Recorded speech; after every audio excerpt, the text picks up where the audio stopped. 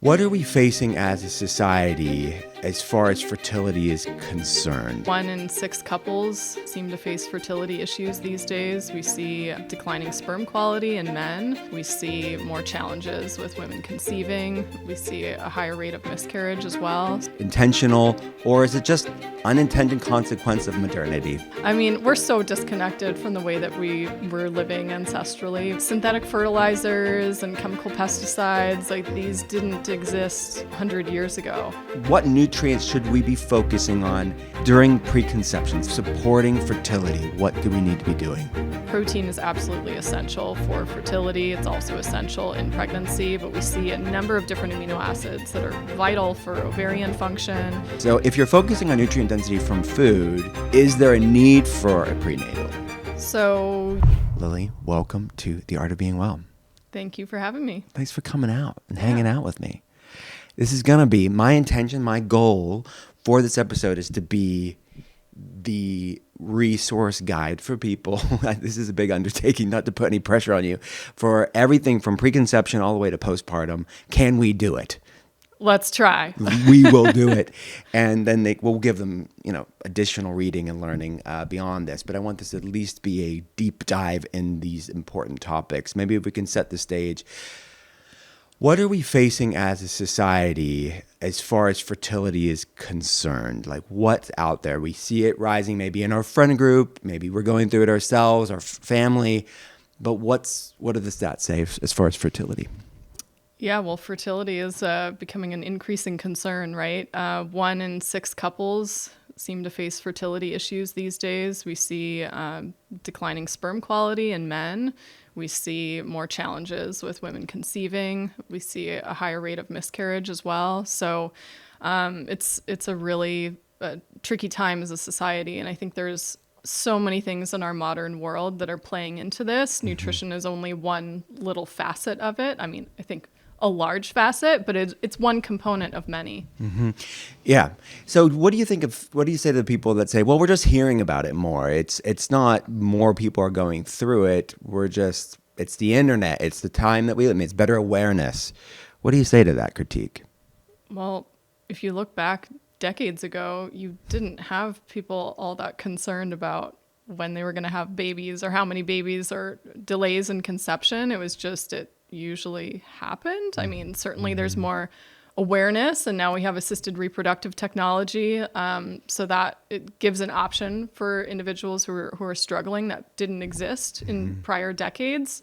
But I think that would be a misnomer to think that it's just like awareness as a whole. I mean, I'm hearing from really young couples that are struggling. It's not only that couples are delaying conception until later years. There's a real issue here. Yeah. I mean, I've seen some mainstream statistics of there being an estimated 50% drop in sperm count in the last 50 years. I mean, that's significant, right? Is that a fair statistic, accurate statistic? Well, and they keep lowering the goalposts too for what counts as infertility or not, or what counts as normal semen quality. Interesting. So they're moving the goalpost. So what are they shifting? Making it more loose? Loose. There's charts in Real Food for Fertility in the sperm quality chapter where we go through how the World Health Organization has set the standards for the cutoff for infertility in men. And that has consistently shifted. We have a chart with 4 different years. I don't have all the stats memorized off the top of my head, but you can see that all the different, markers for semen quality, sperm count, morphology, motility, you can see that those goalposts have been lowered year after year after year. Mm-hmm. The most recent ones were put out in 2010. And all of them have declined. And you look at, what's the average semen quality among men, and that has declined compared to the data that we have from, middle, 1900s. Yeah. Why do you think, this is probably a complex question with a complex answer, but why do you think they are moving the goalposts? I think because semen quality as a whole is declining. I mean, technically, their cutoff standards, what's set as infertile or what's set as fertile, meaning you have a possibility of getting a woman pregnant, is the lowest 5th percentile of semen quality. If you do like a bell curve of what's like the average semen quality in men, it's that lower 5th percentile. So like there's almost 0% chance that you're actually going to get a woman pregnant. And then beyond there, you know, if you're actually looking at like, what do we need the parameters to be for optimal conception, there's this large range of subfertility before we get to the optimal fertility range. So what's set by those WHO standards is like the lowest common denominator, I guess. Yeah. So they're looking at average versus optimal, basically. Yeah. And I think of the people that I see on social media, and you look at sort of is this intentional? Is it, not to be conspiratorial, but let's explore the conspiracies out there. Like, is this part of population control, whereas this is intentional, or is it just unintended consequence of modernity, or maybe a bit of both? Yeah, good question. Does anyone have the answer? I mean, we're so disconnected from the way that we were living ancestrally, right? You get down to the food part, our food supply is completely different to what we were eating centuries ago, even 50 years ago. I mean, synthetic fertilizers and chemical pesticides, like these didn't exist, 100 years ago. You can go all the way back to, pre-agrarian societies where you're just hunting and gathering whatever's around you, like super hyper local. But now we're at a stage where all of our food is grown and processed far away. It's shipped globally. We're eating out of season. 58% of calories in the average American's diet is from ultra processed foods. Yeah. Like that's an issue. Slightly. A slight problem. And then you start looking at, we're disconnected from our circadian biology. Some people don't even get outside. Like how many people do you know who actually just stay inside their entire day? Like quite a few people. That's a problem. Our sleep's disrupted. We're on blue light devices all the time. I mean, the chemical exposures that we're getting, there's so many factors. Yeah, I agree. It is complex. It's not one thing. And I agree.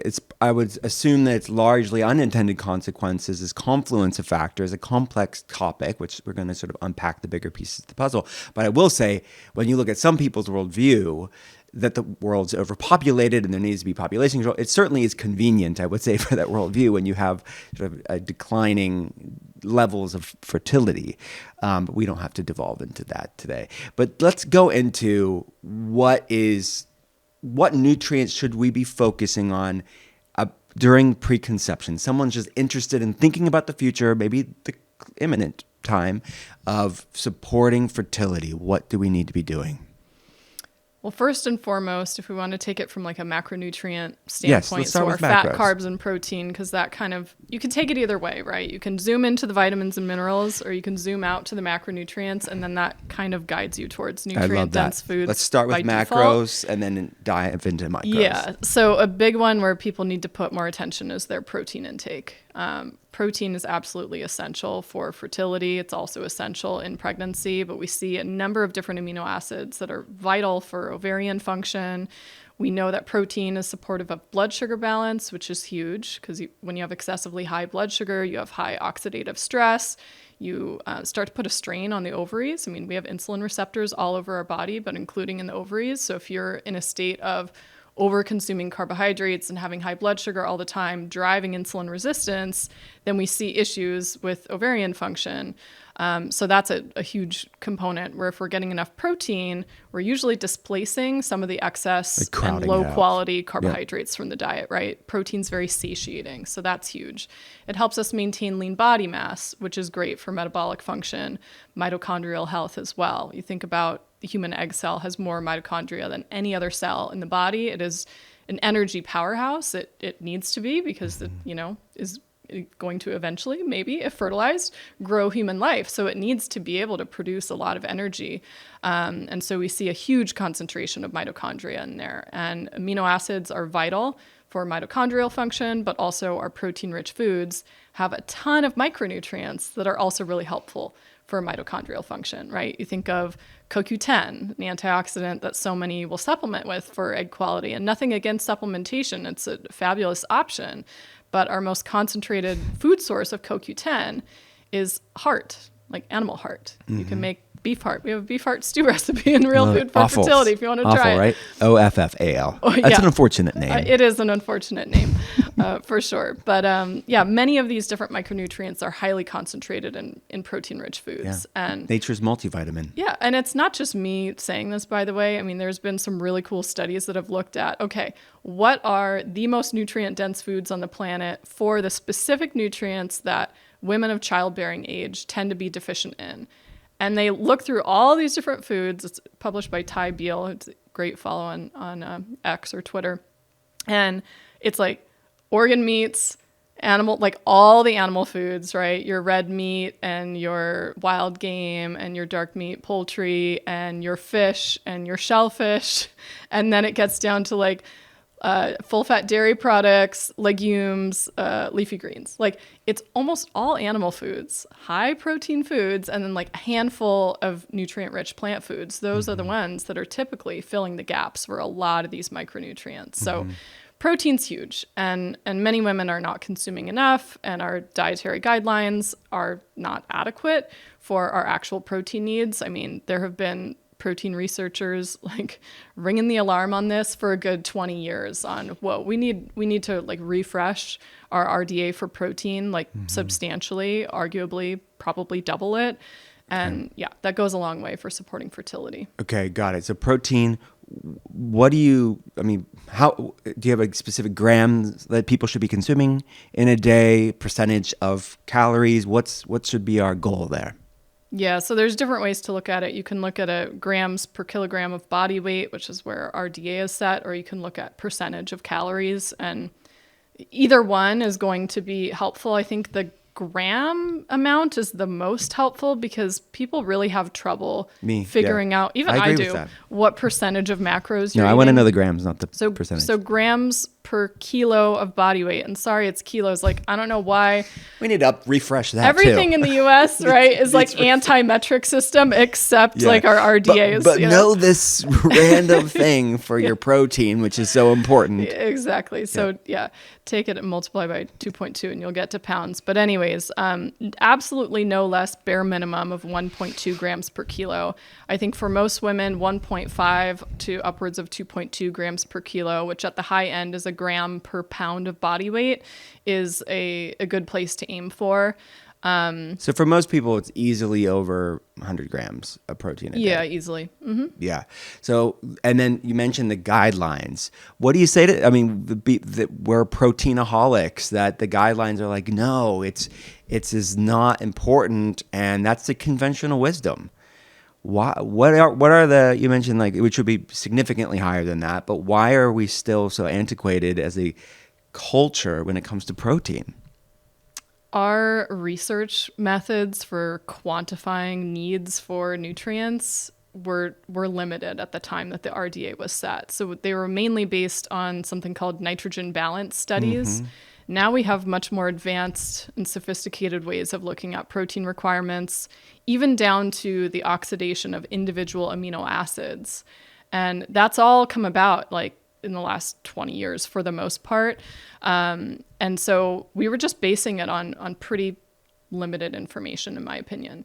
Even the concept of non-essential amino acids, some people will say, oh, we don't need to worry about some of the amino acids I point out, like glycine and carnitine and creatine and taurine, that have really cool research on their roles in fertility, by the way, and pregnancy, fetal development, all that. People would be like, oh, we don't need to worry about those. They're non-essential. We can make them from other amino acids. It turns out there's like no scientific basis for calling amino acids non-essential. Like, even if we have the capacity to create small amounts of these amino acids in our body from other sources, that doesn't mean that it's optimal to not consume any of those amino acids. So there's been a lot of researchers putting out papers that are like, is glycine actually essential? We know it's conditionally essential in certain life stages, like during pregnancy, for example, and then looking at carnitine in the same way, and creatine and taurine, because they have so many key functions for our metabolic health, our fertility, fetal development, and so on, that at the very least, in the stages of like the childbearing years, I would think of them as being essential. And it just so happens that Most of those are only found in animal foods, and all of those are most concentrated in animal foods. So, and there's a difference, I guess, between surviving, right, adequate versus optimal and thriving. Exactly. And that's the sort of paradigm shift we're talking about here. All right, so let's protein. If you mentioned that sort of list of foods, how many? You mentioned organ meats being one. All right, how many times a week should one be consuming organ meat? And then you mentioned recipes. Most people have an aversion towards it. What's a way that we can actually enjoy it and not just choke it down?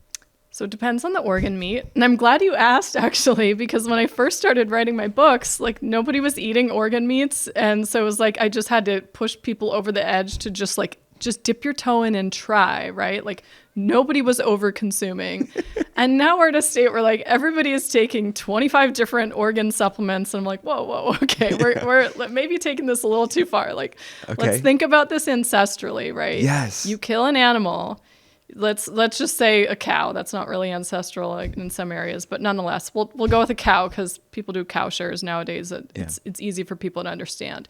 You get hundreds of pounds of muscle meat and you get one set of organs, right? And maybe it's a pretty big cow and it's like, 7, 8, 9 pound liver. Still, that's like 9 pounds of liver per pounds and pounds, like hundreds of pounds of muscle meats rather. So I think people need to like take into consideration the amount. I've always recommended about 3 to 6 ounces per week of liver. That'll get you to a level that's not going to exceed like an upper threshold for vitamin A intake, even by like the very conservative threshold set conventionally, but it's going to get you like a little like boost. It's like a micronutrient boost to your diet. That amount applies specifically to liver. The other organ meats, there's not really like any nutrient that's in there in such a high concentration that we'd be like, whoa, that's a little too much, but you're arguably just not going to be having them all that often because they're not, you can't just like live off of only beef heart as your as your only meat. But what beef a heart, freak would you be if you did that, honestly? You need help. Well, I mean, again, think about it ancestrally. If you're like in a tribe, it's like one person is not You're always going to get hearts. to organ meats, like, Who's that heart hoarder? Yeah, they Kick like that out of the tribe. spread them out, right? Yeah. Got it. Okay, so that's a great criteria. And you also mentioned protein as a whole and the most nutrient-dense versions of that. We started with protein. You kind of dialed into these brilliant micronutrients because protein-rich foods aren't just protein. That's the beauty of nature. Let's go into fats as the next macronutrient. What do we need as far as fats when it comes to preconception and fertility? It's a good question because a lot of our recommendations are for a low-fat diet, and this can really be an issue, both for men and women. I saw a study came out recently after Real Food for Fertility was already published that men who reduce their fat below 40% of calories have lower testosterone. I don't know if you've seen that. Yes, I have. And interestingly, for women, that's about like the lower threshold that I recommend, like no less than 45% of calories from fat. And people will think that sounds like really high. I mean, I run a practitioner program, and part of that program, I have them like do a sample nutrient analysis. And especially the ones who are not from a nutrition background, they're like shocked when they come up with a meal plan. They're like, it's 55% of calories from fat. Oh my gosh. I'm like, that's actually okay. Like that's kind of just what happens when you're making a diet of real foods and you're not taking the fat out of all of the animal foods and all of the protein options, because that's usually where we're going to get our fat in nature. There's a handful of exceptions with like avocado and coconut and stuff, olives. But with the rest of the diet, for the most part, you're getting it from your protein foods. Sources, it's in your meat, it's the skin on your chicken, it's the fat in your dairy, it's the yolk in your egg. And so if you're taking all those things out obsessively, that's really the only way to comply with our current dietary guidelines, which is about 35% or so of calories from fat. It's actually really hard to do, and it tastes horrible. So, good luck. But you definitely need to be getting sufficient amounts of fat. They've actually done studies in women where they restrict the fat intake and also dietary cholesterol. So that would be restricting animal fat intake. And you see progesterone and estrogen levels drop as much as 20 to 50%. And in younger girls who are in like the pre-adolescent to adolescent transition, like they have cycle issues, they have anovulatory cycle, they have delays in their cycle starting. So it's really a problem with hormone levels because you need cholesterol as a backbone for all of your sex steroid hormones. So if you're not getting that from your diet, sure, our bodies have the capacity to create cholesterol, but why are we seeing like, detrimental effects on hormone levels when it's not coming in from the diet? That tells you that it's probably optimal to be getting some. Yeah, and for brain health as well. I know this is Absolutely for our brain health.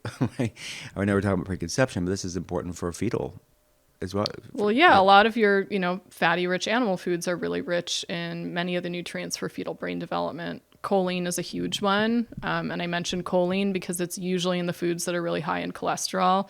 So egg yolks and liver are the two absolutely by far richest sources of choline. You'd need 2 cups of cooked beans to get to the same choline concentration as a single egg yolk, right?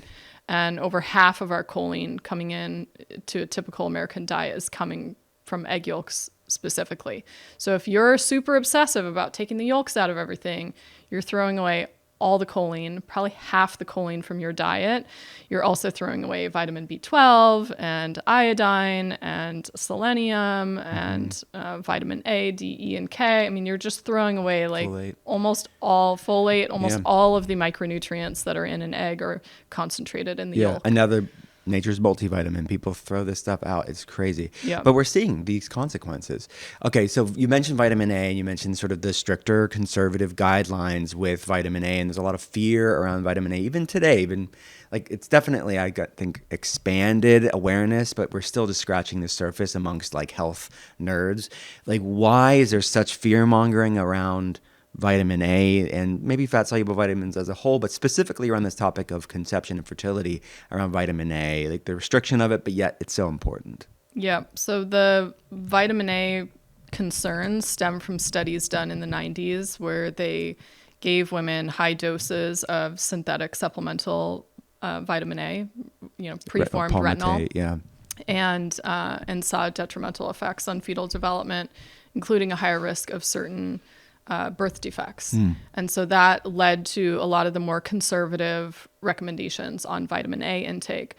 Interestingly, when you give women food sources of vitamin A, like liver as their source of vitamin A, you don't see the same high levels of toxic metabolites in their bloodstream as you do from the synthetic supplemental vitamin A. So there is a difference with the food sources. You're also getting it with some complementary nutrients because a lot of our fat-soluble vitamins kind of work in tandem, especially vitamins A, D, and K. And so liver contains all of them. You're getting a little bit better of a balance.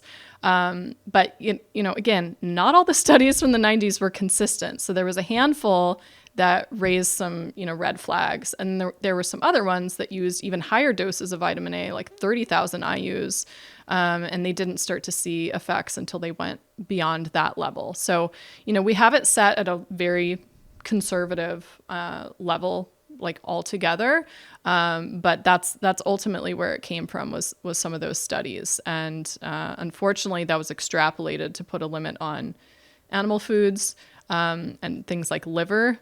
Nonetheless, out of an abundance of caution, my recommendations are on liver intake per week, keep you below that 10,000 IU. That's the current upper limit set for preformed vitamin A. Okay, so you're taking, even with all of that data, you're taking an abundance of caution approach so it could, in book form, be used universally. Correct. And just to repeat what you said earlier, what is that recommendation for liver? 3 to 6 ounces per week. And in pregnancy specifically, that's when you have like the greatest concern about an excess. But just to throw a little another, side of this story is that there's also birth defects that are a greater risk when vitamin A intake is too low. So there's something called congenital diaphragmatic hernia, and rates of that have been on the rise, CDH for short. And that has been really strongly associated with vitamin A deficiency. You can see it not only in like the studies done on lab rats and other animals, but you also see it in studies on humans. You look at babies who have CDH, and they have lower retinol levels, as do their moms. If you put rats on a vitamin A deficient diet, then their pups develop CDH at a higher rate. So there's like very strong lines of evidence. And that has been on the rise, over 1 million cases in the last 30 years, where if you look over the last 30 years, the cases of birth defects attributed to excess vitamin A, you're looking at fewer than 20 cases. And none of those that I have seen reported on were linking it specifically to liver, right? It's the excess supplements. The synthetic. So, yeah, you got to be careful, right? Like if you're already taking a prenatal and then you're like adding in some, I don't know, smoothie drink or something that technically is another multivitamin, or a greens drink that's another multivitamin, then you can be getting high amounts. And then you add liver on top of that. It's like, that could be too much. Right. So, yeah. The context around this is important. And, Yep. and the balance, I guess, when you're predominantly getting it from whole food sources, it's kind of typically in a ratio, especially with these specific guidelines.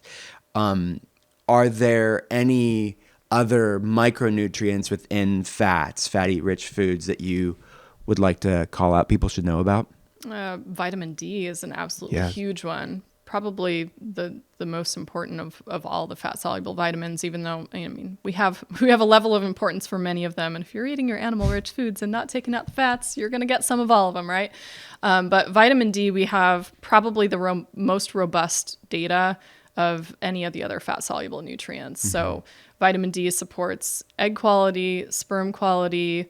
For those undergoing assisted reproductive technology, we see better results with IVF, for example. We see better conception rates, lower miscarriage rates, better pregnancy outcomes. You see like a 60% reduction in preterm birth among women whose vitamin D is at least 40 nanograms per mil.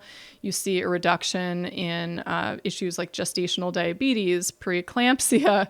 It's wild. Not to mention it's supporting babies' skeletal development. So you see a substantially lower rate of infant rickets in mothers who are consuming enough vitamin D. And that's another thing that's also, on the rise, infant rickets.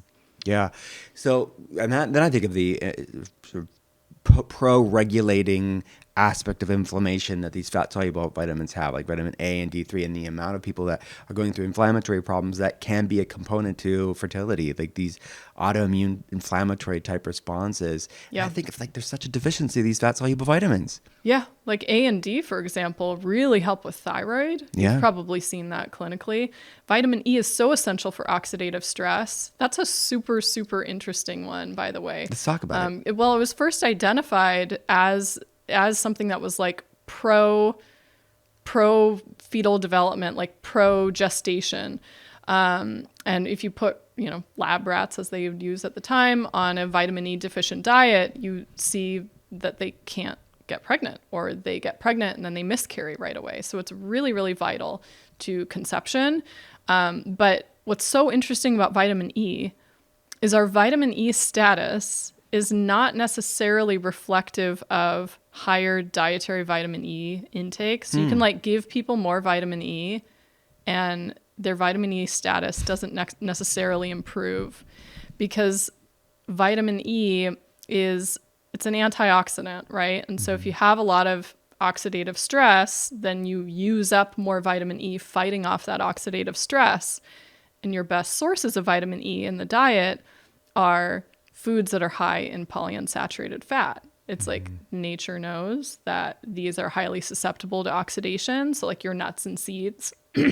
So you'll put in higher amounts of vitamin E with it naturally. So even if you're eating more vitamin E, you're eating more polyunsaturated fat.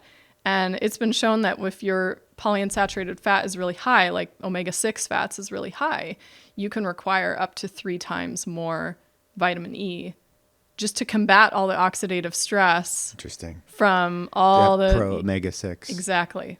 Fascinating.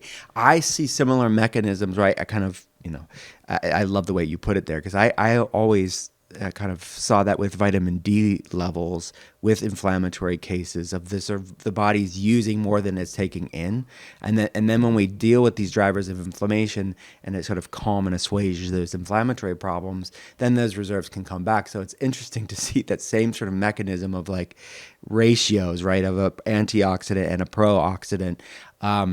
Okay, so I guess it's a natural segue to seed oils and sort of the hyperbole or controversy around it online on both sides, right?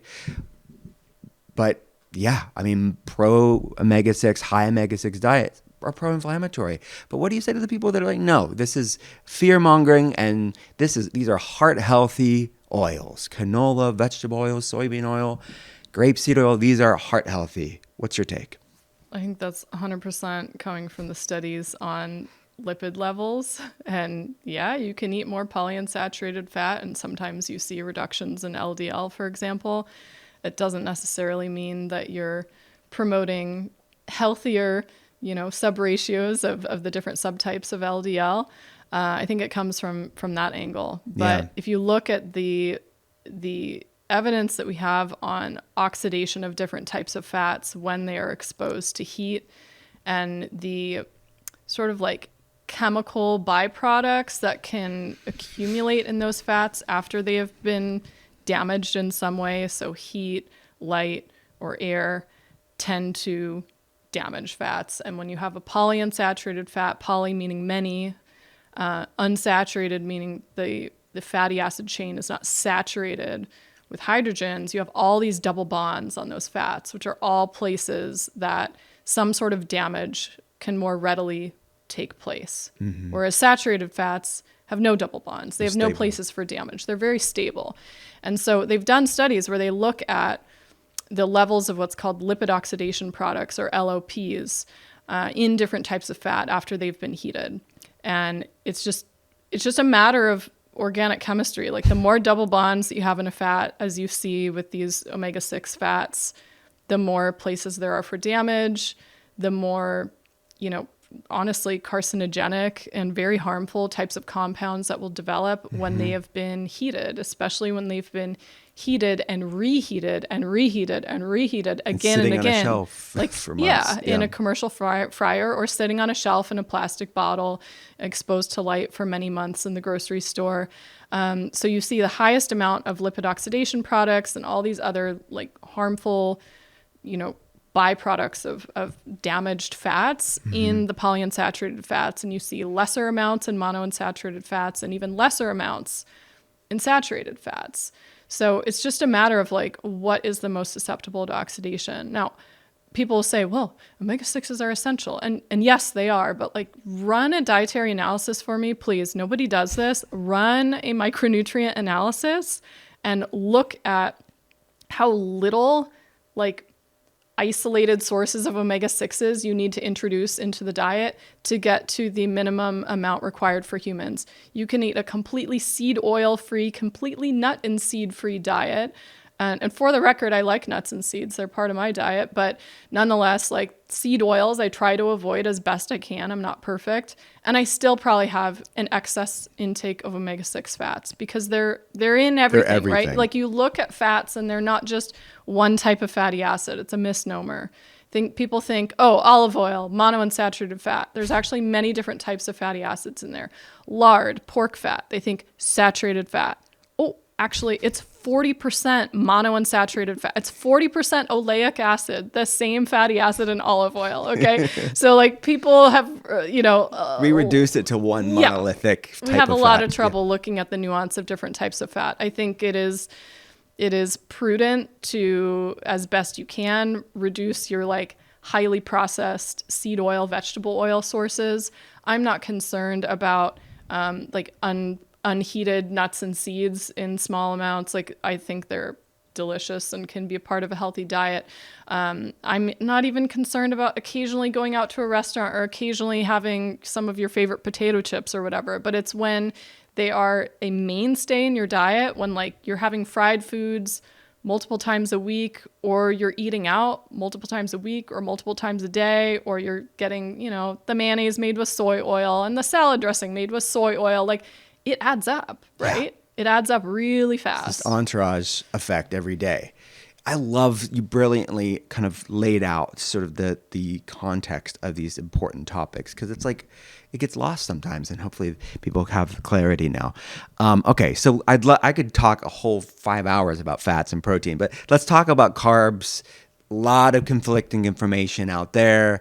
What should we be looking at nutritionally as far as carbohydrates when it comes to preconception and fertility? So as a whole, the main thing would be looking at unprocessed carbohydrates first and foremost. I used to take the approach, like, you have to remember my first like stake in the dietetics field was talking about gestational diabetes and providing recommendations that weren't so ridiculously high in carbohydrates, because obviously that is not a great intervention when you have a client with carbohydrate intolerance in pregnancy, which is what that condition is. And so I used to lead with a lot of education around amounts of carbohydrates and all that. And now I've taken a different approach over the years, where I lead with the importance of protein first.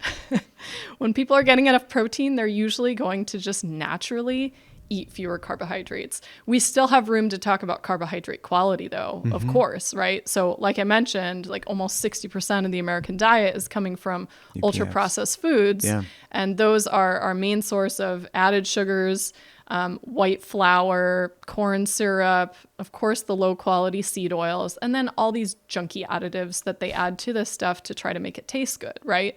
But that really explains the majority of the refined carbohydrates coming in our diet. It's like the crackers, the cereals, the candies, the sweets, the little Debbie cakes, and if we can just push towards whole food sources of carbohydrates where they haven't been refined down and the fiber hasn't been taken out, the micronutrients haven't been taken out, then we're good, right?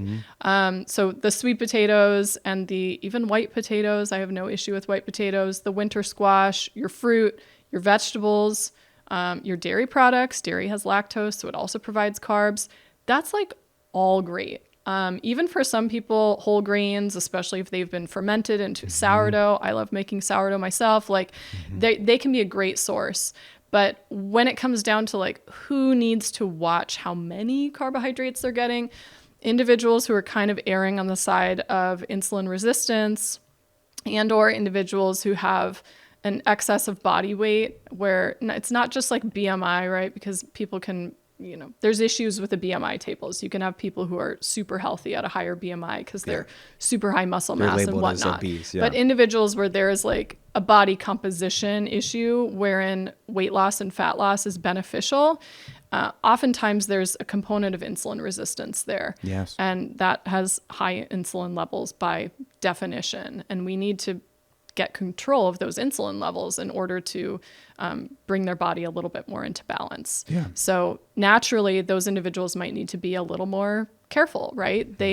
When they have breakfast, you might not want to have sourdough toast with your eggs and a side of fruit. Like you might want to pick and choose the fruit or the sourdough. There's some individuals also who do great on a ketogenic diet, right? You look at the studies we have on polycystic ovarian syndrome, and there's there's a whole spectrum. There's 4 different phenotypes of PCOS. Vast majority, however, fall into an insulin resistant category. And for those individuals, restricting the carbohydrates while also eating enough food, whole foods, protein-rich foods, fresh produce, and all that, we see massive improvements in their hormone levels. Not everybody needs to go to a ketogenic level. In fact, I only reserve that for people who actually really need it. Yeah. I like to keep as much variety in the diet as possible and keep it as like doable and delicious as possible. And so if we're just focusing on more protein, better quality, sometimes that's enough to get us there without having people start to like count grams and get so restrictive that you're at a level where they're like counting individual blueberries. Like when we take it to that point, we've taken it too far. No one's become diabetic from blueberries, right? Yeah. Yes, but like you said, it's a spectrum. Yeah. If you're trying to support insulin sensitivity for someone who's not insulin sensitive, we have the exact same approach clinically, because these are the type of like conversations that my team and I get to have. So, okay, so if you had to say the range for someone, like And I like the way you put it, because we may not have to even count. We shouldn't be counting, being that maniacal, because if you're focusing on protein and fat, it kind of crowds out the carbs largely, even these whole food carbs. But so maybe the person from a mental health standpoint isn't counting carbs, but from a data standpoint, things that you and I can talk about, like what. Do you have a range of grams that you think people should be consuming? Grams, or sometimes percentage of calories can also be helpful in this instance. So it depends on the client, obviously. Somebody with lower caloric needs, obviously, to maintain a similar percentage of calories, the gram amount is lower. Whereas if you have somebody who's like an athlete, and they actually like burn so much energy, they often benefit from more carbohydrates. Then the gram amount may be higher just relative to their energy needs. Their activity level. Yeah, exactly. So the range, anywhere from like lowest level, this is my personal opinion, so keto people don't come after me. And yes, I have had people on therapeutic ketogenic diets sometimes, but I usually don't take it below 75 grams of carbs unless like absolutely necessary. This gives us enough variety and whole produce in the diet that does tick the box for some other micronutrients that we're not talking about right now, but like vitamin C and potassium and magnesium and folate. Like there's good things in carbohydrate containing whole foods, right? At a maximum, I mean, just talking like general, somebody relatively low activity levels. Low activity level, low activity levels, and like, on the lower side of caloric needs, maybe 150 grams. But you go up to athletes, and of course, I've easily had female athletes who are doing 250 grams because their calorie needs are so high. Right. So most people aren't at that sort of elite active. Some people are that listen to the podcast, but the average person, I love that range. And then set this sort of the same range. In Ketotarian, when I wrote that book, I talked about 50 grams, which is, again, a very offensive to the ketogenic community. Yes. But you're focusing on whole fiber-rich foods that behaves very differently.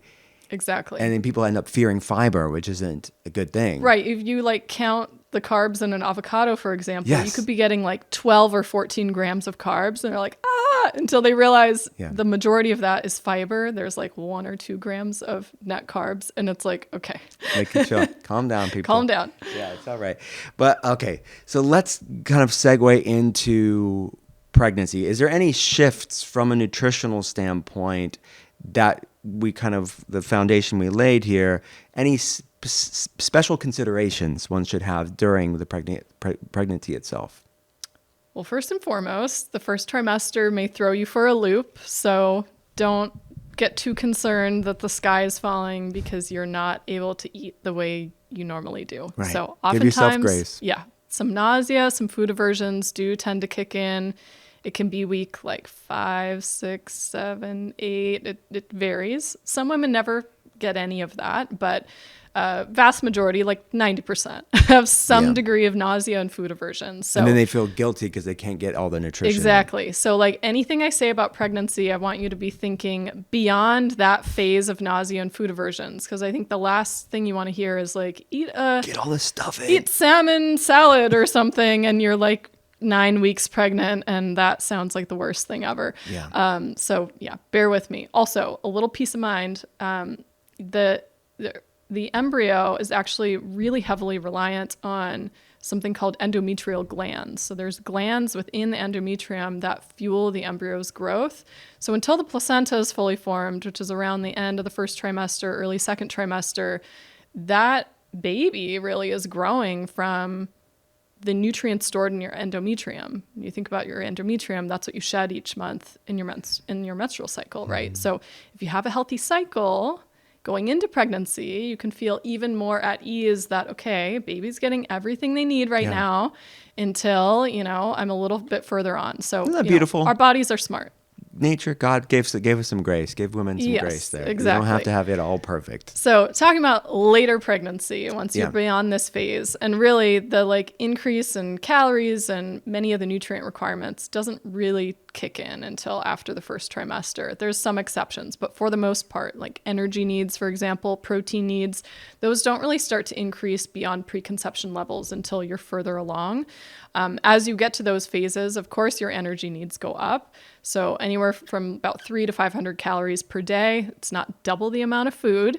It's just like an extra snack or meal, maybe. Yeah. So when people say, I'm eating for 2, it's eating for 1.1 is the more accurate, more accurate definition. Yeah.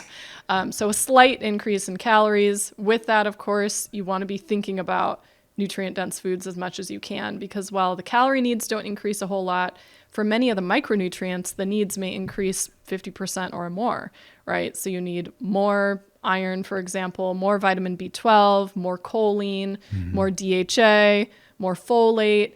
And so certainly your whole foods are going to help that. A comprehensive prenatal vitamin can also help. But to harp in on the protein specifically, that's one where the guidelines really, really miss the mark. So the guidelines were set without data on pregnant women specifically.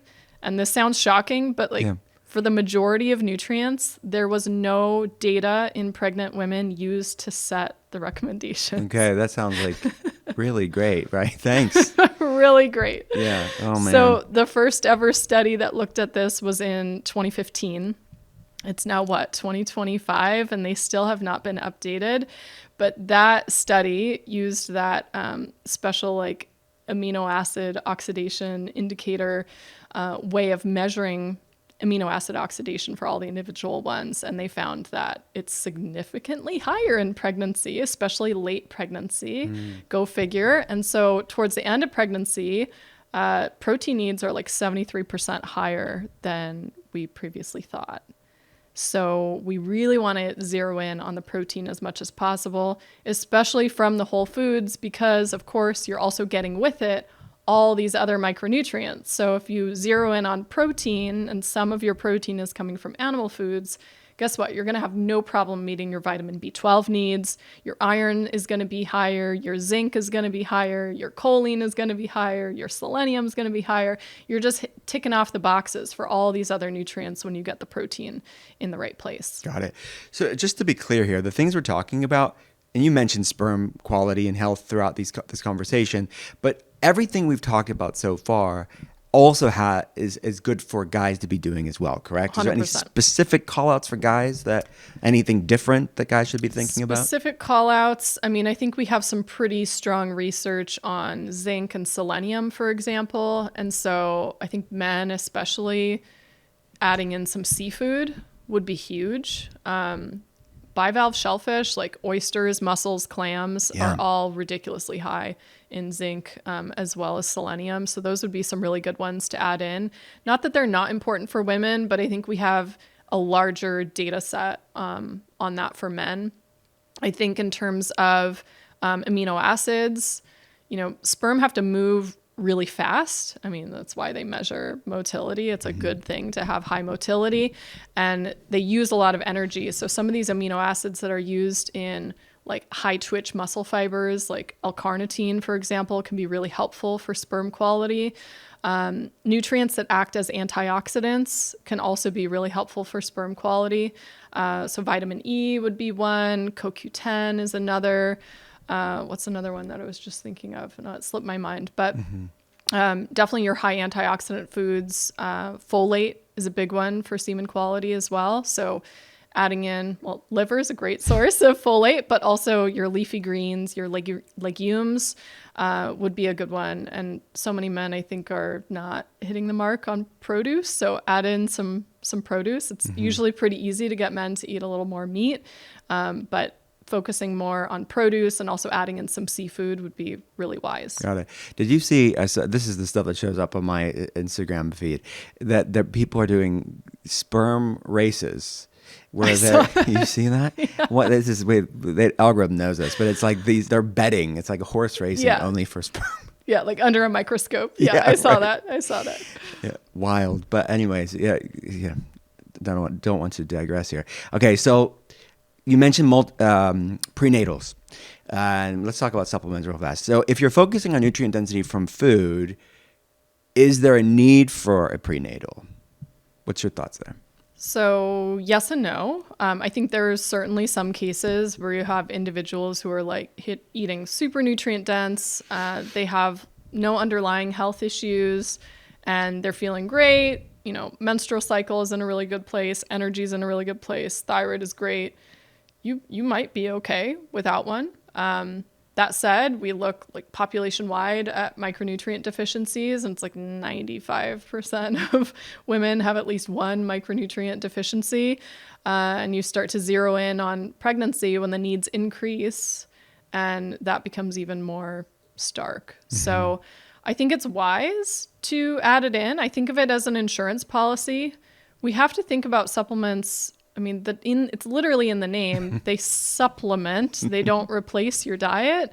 Yeah. So I think of them as in addition to what you're already eating, but you might not need as high potency maybe of a prenatal if you're eating super well, and you might not have quite as many concerns. You know, if they're working with somebody like yourself or in your clinic, I'm sure you do comprehensive micronutrient testing, and you can see like what's low and what's not, and target the supplementation. But, you know, I was shocked. Even myself, I've been eating ancestral since I was a teenager.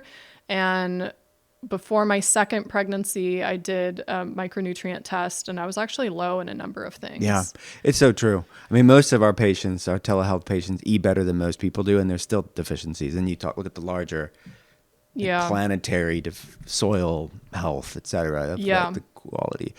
Okay, so any other supplements you feel would fill in the gaps as good as we can get from a nutrient density with your meals as medicine? Any other thing beyond a prenatal that people should be taking for men and women?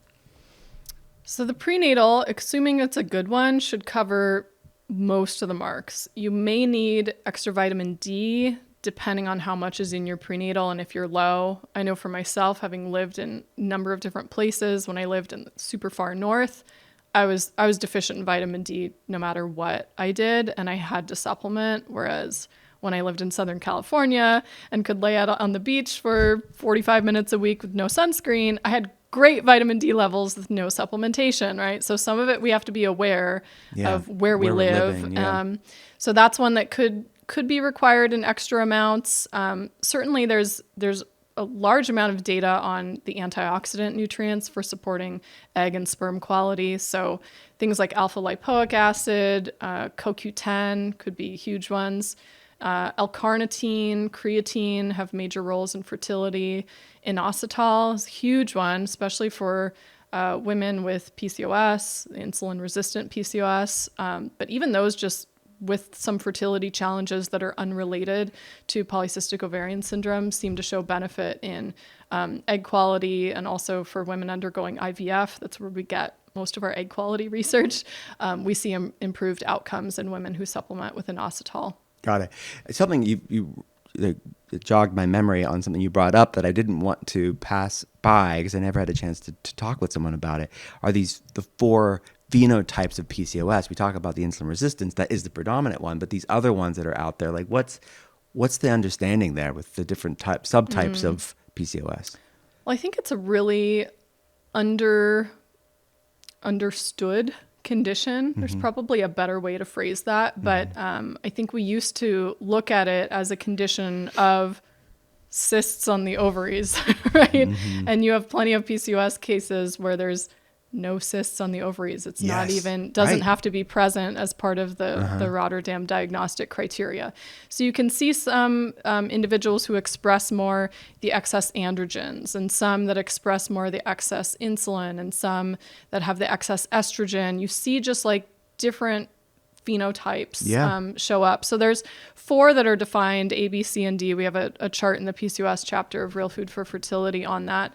But I think it just points to, if you have one of the non-insulin resistant phenotypes, like sometimes they call it lean PCOS is a name for one of them, you may not need to be leaning as heavily into controlling your blood sugar, carb, etc. Right, because there's so many clinicians who see PCOS and they're like, okay, you need to like cut your calories, Intermittent fast. lose weight, intermittent fasting, take metformin as like the solution to everyone. And that's not always the right intervention. So Yeah. there could be something that's just like throwing off hormonal balance in ways separate from insulin, or insulin is just a small component of it.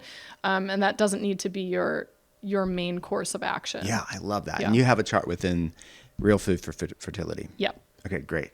Okay, so let's talk about postpartum and this, your world, the people's worlds are changed in many ways, right? Internally and externally, right? It's an emotional time of readjusting. What should we know? What's something you wish everybody knew about this season of life? I have to think of a way to succinctly answer this. First of all, from like a more like real world, as a mom myself, kind of experience separate from the nutritional side, is like it is a time of surrender. Like I hated hearing this when I was early postpartum. So just anyone who's listening and you want to like scratch your ears, I'm sorry. Roll your eyes. You're not in as much control as you think you are. It is a time of surrender, but it is also a time of deep rest and recovery and replenishment.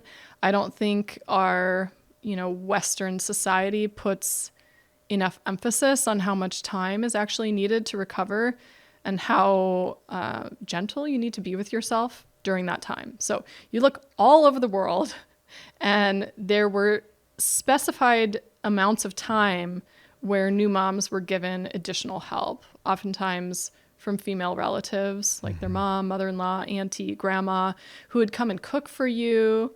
They would heat up the food and bring it right to you while you're nursing your baby. Like your job was just to rest and recover and replenish and receive support. And you didn't have to do all the things. And that's so hard when we're in the US where there's, not necessarily great leave. You look elsewhere in the world. It was like, I visited a friend in Canada when I was pregnant with my second.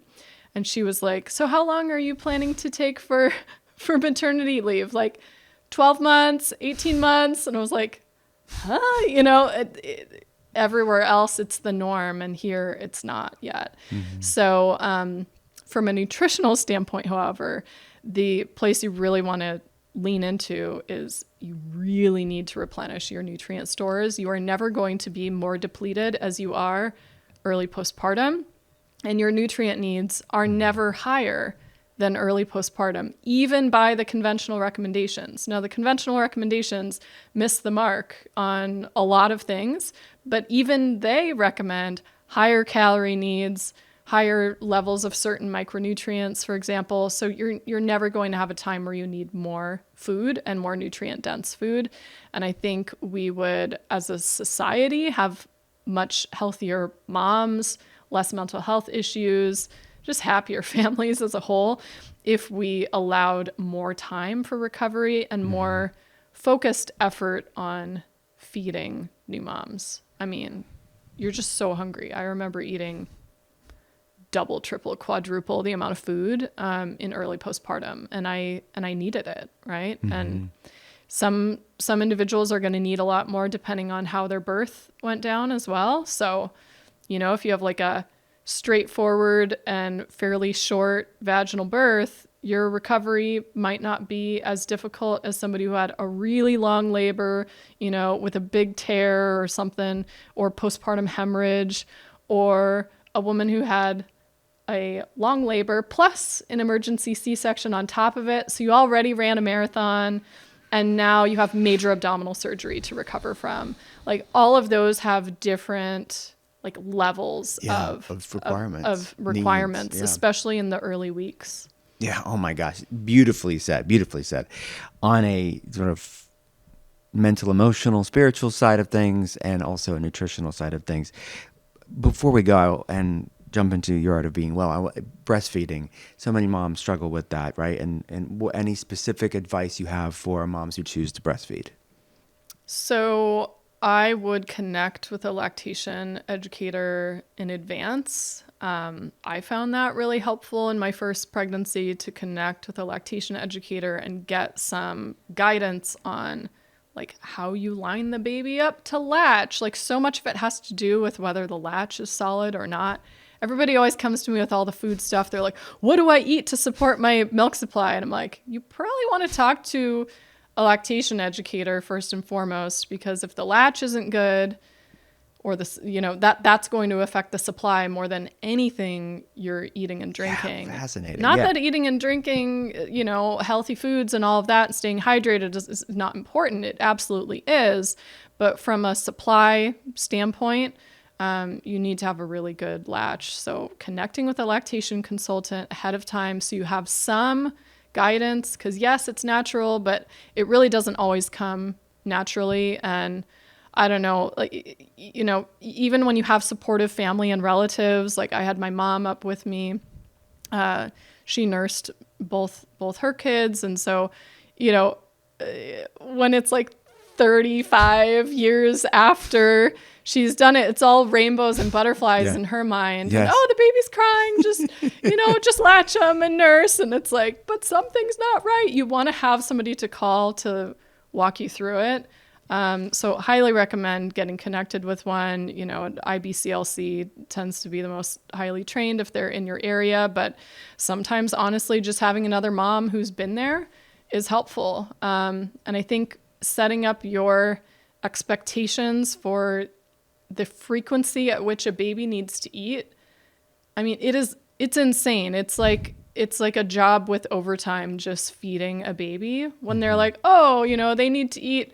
A newborn may need to eat 8 to 12 times a day. It's like, okay, that sounds doable until you realize how long each of those feeds take. And it's the entire day. Like it's a whole day and it's all night long. It's wild, right? Yeah, so the amount of time, it's crazy. And I say this, I have 2 kids and I nursed both of them into toddlerhood. So, I've been there, but I would also just say that it gets a lot easier if you can get it through that first month, first 2 months, like just take it day by day and see how it goes. You don't have to do it forever. And if it's absolutely miserable, and even working with a lactation educator, it's just not working out well, like you always have the option to stop, but just take it day by day. It can be very touch and go in the beginning. And even with my second, knowing all the things, I just knew like, okay, these first couple weeks are difficult and kind of uncomfortable, even with a perfect latch. I know they say it shouldn't hurt. Sorry, sometimes it does.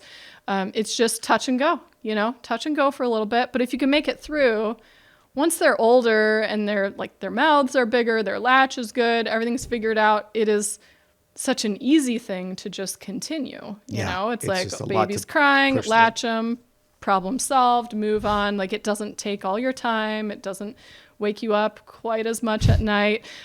So just take it day by day. Great advice. What, for those who choose formula, or they're kind of at the point where they're, what's your thoughts on formula? Anyone's out there that you like? We've talked a little bit about the abysmal state of American formulas today, but are there any better ones out there that are doing it right? That is a topic that people ask me about a lot. And I'll be honest, I have not gone down the formula rabbit hole. Book. You know that. That has to be the next book. The formula book? Yeah, the formula book. Just about that. Make your own formula. I mean, you can do it. Yeah, you can. I mean, I know people do like the Weston Price formula and whatnot.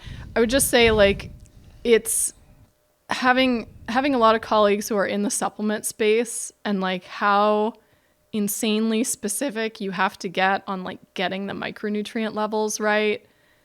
It would kind of scare me to go the route of homemade, because you don't know for sure. Yeah. Even with foods, even if you do like a full micronutrient analysis of it, like if you're adding, I don't know, liver to the formula, like some batches of like that animal's liver might be more nutrient dense or more deficient than another one. And like, how do you know? Like there's some reassurance when you have like formula companies. We can argue about the quality of ingredients and all this stuff. Like, I know.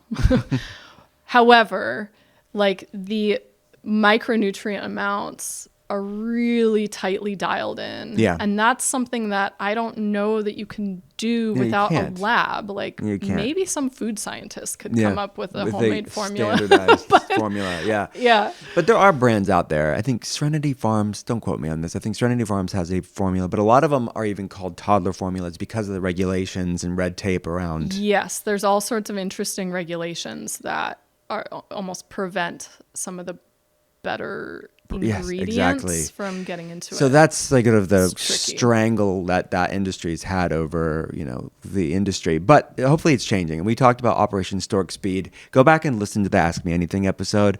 Brooke, if you could put this in the show notes for everybody, just go to drwilco.com. We go through that industry, which is a big topic. But anyways, this has been a blessing of a conversation, Lily. Thanks for coming on.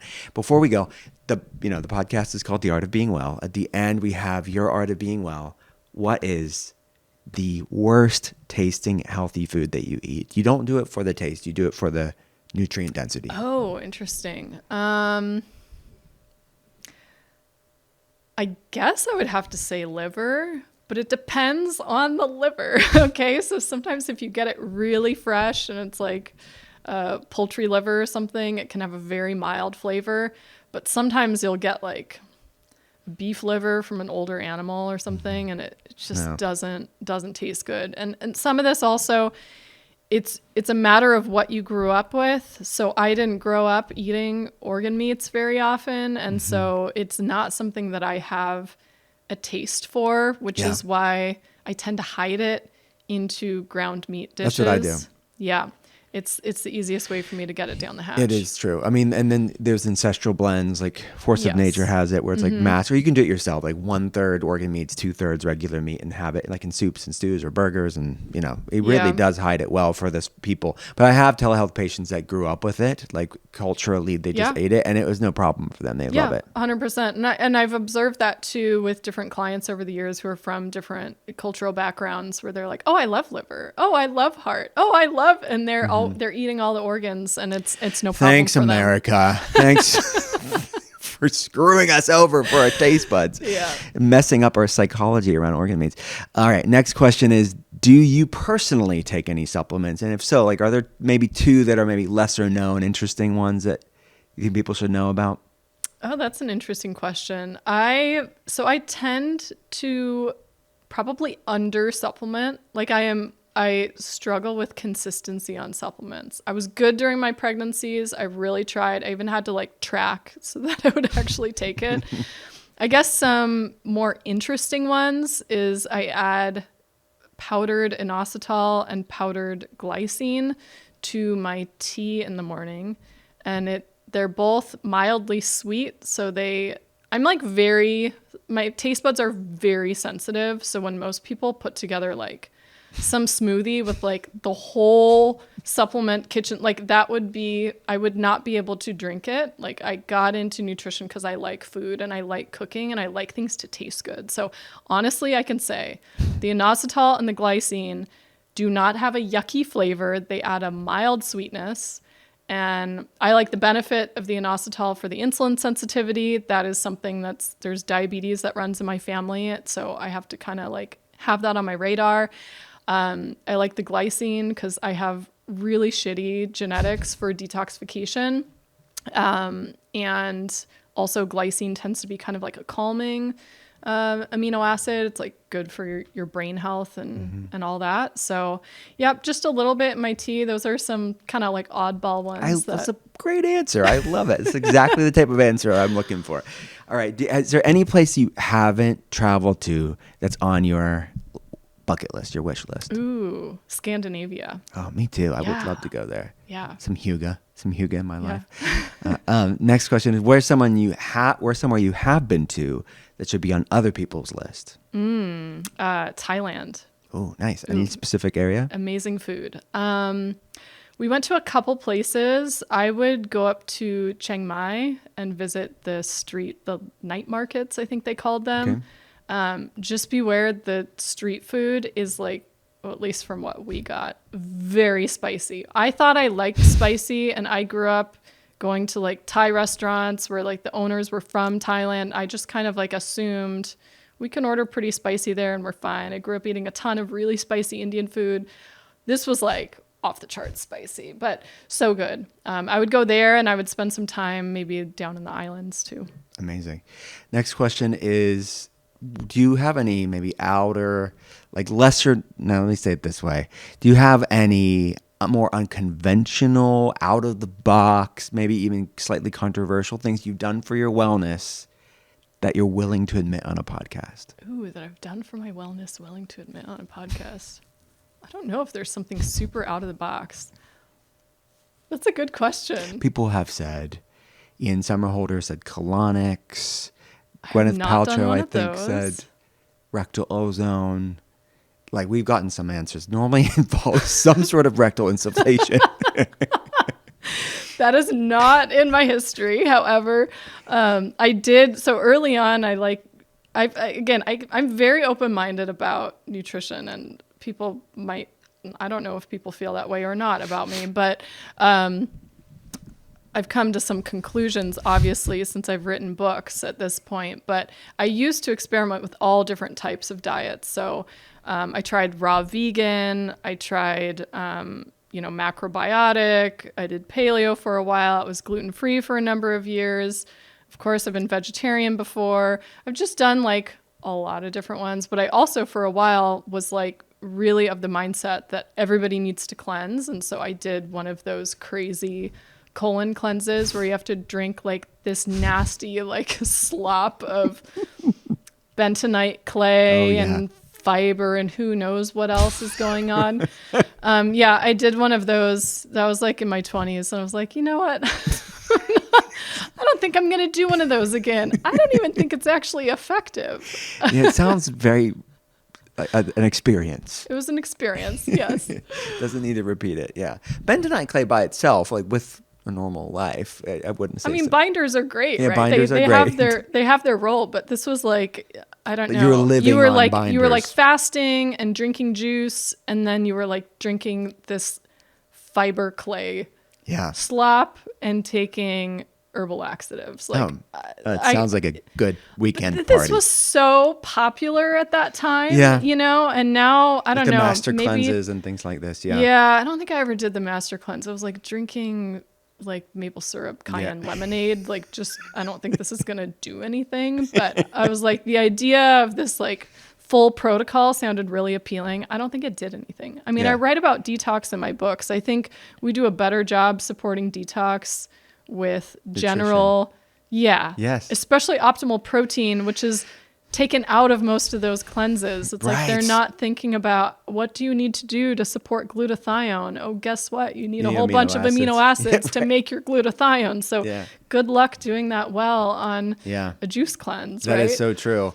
No, that's a great point. Make your life a cleanse, right? I mean, make your meals a cleanse by supporting these pathways that your body already has. It just needs to fuel the substrates for it. All right, my friend, where do people go to get the books? Tell them where to go to learn more about your work. Sure, yeah. So you can, first of all, just go to my website, lilynicholsrdn.com. Everything is on there. There's no paywall on my site. Everybody keeps saying, move over to Substack. I'm like, I'm not moving platforms. My blog is free. There's hundreds of articles there. So take your pick, search anything, any like key terms, and you'll probably find an article on it. There's a tab for books. So Real Food for Pregnancy, Real Food for Fertility. And if it applies to you, Real Food for Gestational Diabetes are all up there. I also have some ebooks on my shop. Like I have an ebook on twin pregnancy. I have an e-cookbook. I got a blog article on liver and organ meats with all sorts of tips for making them more palatable. I have a blog article on real food postpartum recovery meals with like 50 plus recipes that I link out to. So if you want to stock your freezer and be well prepared and nourished for postpartum, there's just a ton of resources there. So good. And do you all have my a services. Podcast? I don't. You need a podcast. I know. Everybody says that. Yeah, I'm sure. You're great at speaking and explaining. It would be top 2 in Nick. I mean, for sure. And it would take too much of my time. I get it. Maybe we'll do one together. You can just come back on The Art of Being Well. A standing invitation anytime. There you go. Okay, awesome. You can just be a resident co-host anytime you want. Okay, perfect. I love that. Yeah. And social media land, I'm over on Instagram most often, Lily Nichols RDN. So same as my site. Thanks so much, Lily. Thanks for coming on. Thank you.